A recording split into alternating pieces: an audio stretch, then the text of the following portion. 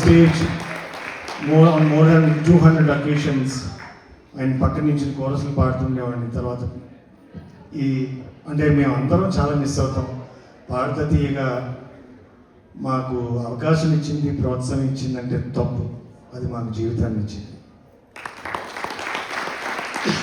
ఇవాళ మనిషి లేరు, మనం ఒక ఉపయోగాన్ని పొంది అందుకు మించి నన్ను దాదాపు 24 ఏళ్ల పాటు నన్ను కొడుకులాగానే చూసుకున్నారు. నా రికార్డింగ్ స్టూడియో ఉంది, ఆయన 2 సార్లు ఆయనే ఓపెన్ చేశారు. హైదరాబాద్ ఎప్పుడు వచ్చినా 90% ఆఫ్ ద రికార్డింగ్ నా స్టూడియోలోనే పాడేవారు. ఒక 4000 పాటలు పాడుంటారు. సో అది కాక నా కంపోజిషన్స్ ఒక 100 పాటలు పైన పాడుంటారు. ఆయన చేసిన రియాలిటీ షోస్లో నేను చెప్పాను కదా, జ్యూరీ మెంబర్గా ఉన్నాను. నేను పలికిత భాగవతంలో ఒక టీవీ షో హోస్ట్ చేస్తే ఫస్ట్ ఫైనల్స్కి ఆయన రూపాయి కూడా తీసుకోకుండా ఒకరోజు ఆయన షూట్ చేస్తే 15 లక్షల రూపాయలు తీసుకుంటారు.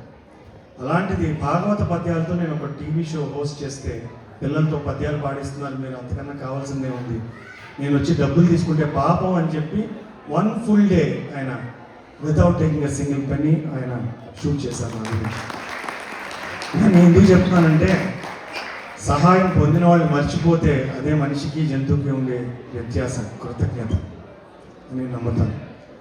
ఈ సందర్భంగా ఆయన్ని గుర్తు చేసుకుంటూ ఈ పాటను సృష్టించిన విశ్వనాథ్ గారితో కూడా ఒక 20 ఏళ్ళు పనిచేశాను. చివరిలో ఒక శ్లోకం ఉంటుంది, దాని గురించి పాట పాడిన తర్వాత చెప్తాను నేను. కానీ ఇంకొక 5 నిమిషాలు ఈ పాటకి ఏమీ నాకు డిస్టర్బెన్స్